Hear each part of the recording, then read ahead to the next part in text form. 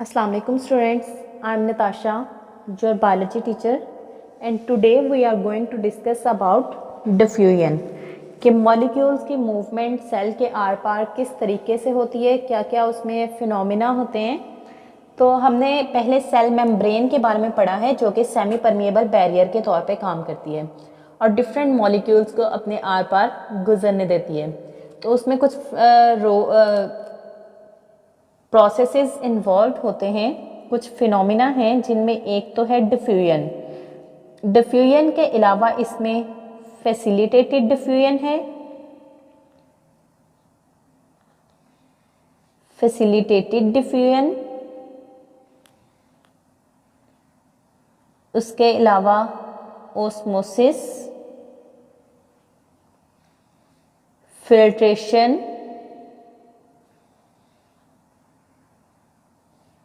Active transport,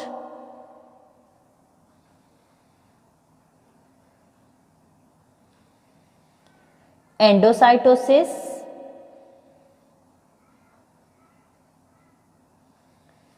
exocytosis. ये सब phenomena जो हैं इनको हम वन बाय वन डिस्कस करेंगे। आज का जो हमारा टॉपिक है वो है डिफ्यूजन। आज हमने सिर्फ डिफ्यूजन के बारे में पढ़ना है। ये सारे डिफरेंट मूवमेंट्स की टाइप्स हैं कि मॉलिक्यूल्स किस तरह से मूव करते हैं सेल मेम्ब्रेन से के इर्द गिर्द। तो डिफ्यूजन किसे कहते हैं, सबसे पहले इसकी डेफिनेशन को देखते हैं। Movement of molecules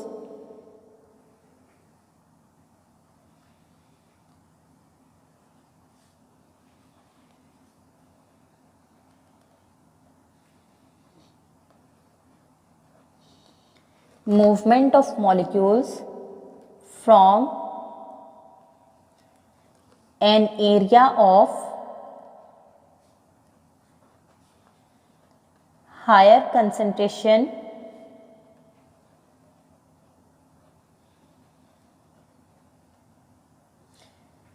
to the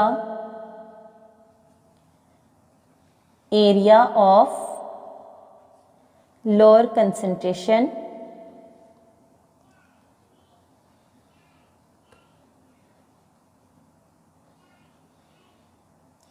इसको हम अलोंग कंसंट्रेशन ग्रेडियंट भी कह सकते हैं।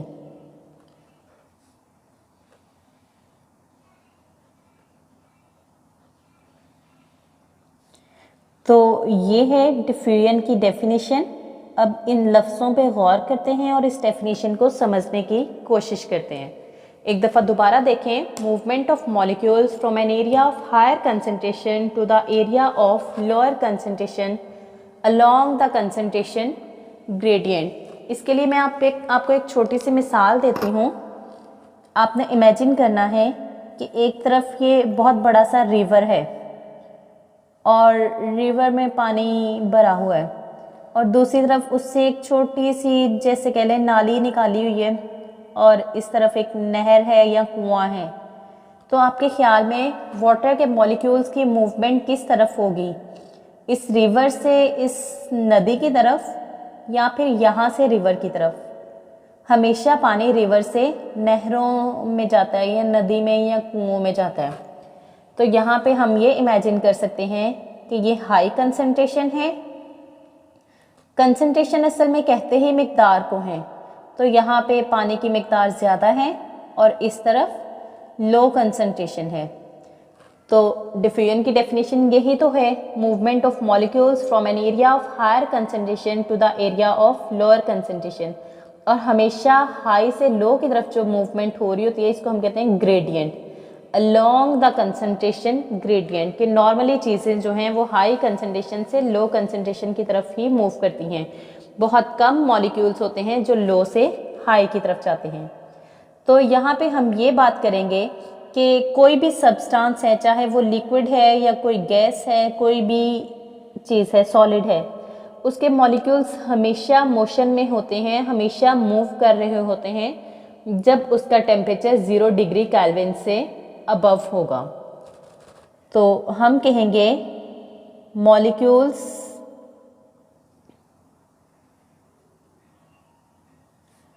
are ऑलवेज इन मोशन, हमेशा वो मूव कर रहे होते हैं, लेकिन उसमें एक शर्त है, व्हेन टेम्परेचर इज, किसका टेम्परेचर, सराउंडिंग का नहीं, उस सब्सटेंस का temperature, when temperature of that substance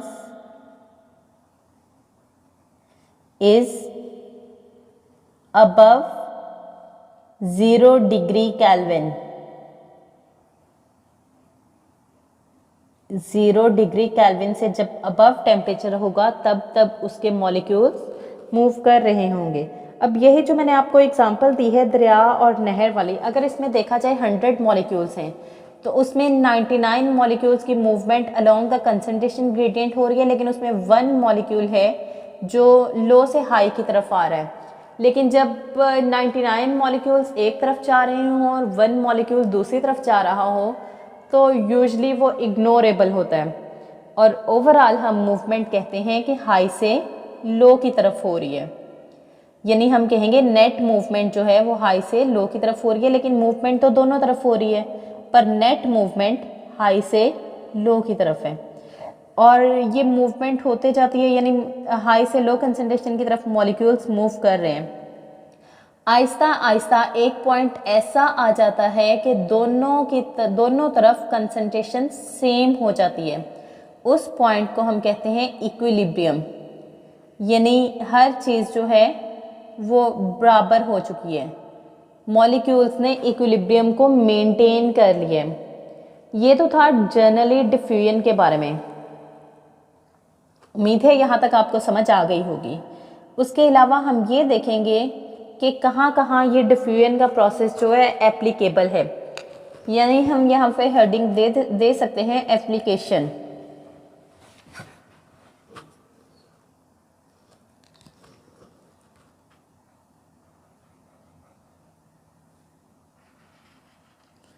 हाँ जी, इसकी एप्लीकेशंस को देखते हैं कहाँ कहाँ है। तो मॉलिक्यूल्स की मूवमेंट किस किस जगह पे होती है। सबसे पहले तो हम बात करेंगे carbon dioxide, oxygen and glucose C6H12O6 ETC। इसके अलावा और भी मॉलिक्यूल्स होंगे। कैन अक्रॉस सेल मेम्ब्रेन, इन मॉलिक्यूल्स की मूवमेंट सेल मेम्ब्रेन के आर पार किसके जरिए होती है, by the process of diffusion. ये एक एप्लीकेशन हो गई। उसके बाद गैस एक्सचेंज,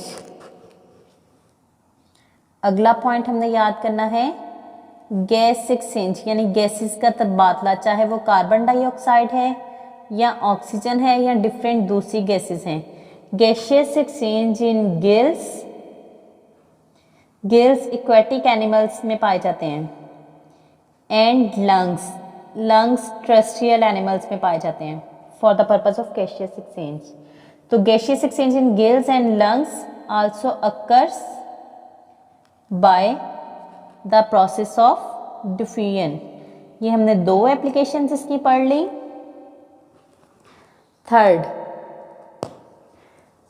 थर्ड बात थोड़ी मुश्किल है, लेकिन मैं कोशिश करती हूं कि आपको समझ आ जाए। मूवमेंट ऑफ मॉलिक्यूल्स या मूवमेंट ऑफ ग्लूकोज हम लिख सकते हैं,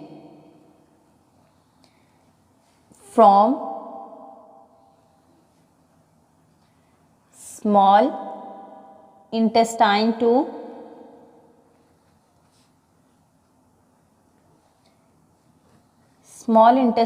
to blood capillaries.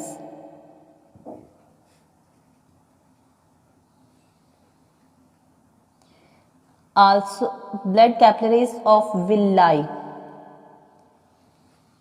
also occurs by the process of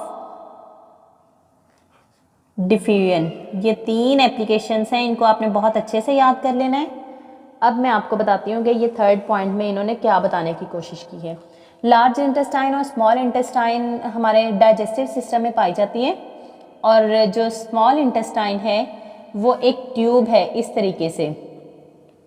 ये ट्यूब की जो बाउंड्री है ये डबल मेम्ब्रेन है, और इसकी ये जो अंदर वाली मेम्ब्रेन है इसके स्ट्रक्चर को अगर देखा जाए, यहाँ मैं बड़ा करके आपको दिखाती हूँ, ये डबल मेम्ब्रेन, ये स्मॉल इंटेस्टाइन है, और स्मॉल इंटेस्टाइन की जो इनर मेम्ब्रेन है, इनर मेम्ब्रेन में इस तरह के फिंगर लाइक प्रोजेक्शंस हैं। इसी तरह आगे सारी मेम्ब्रेन में इधर भी।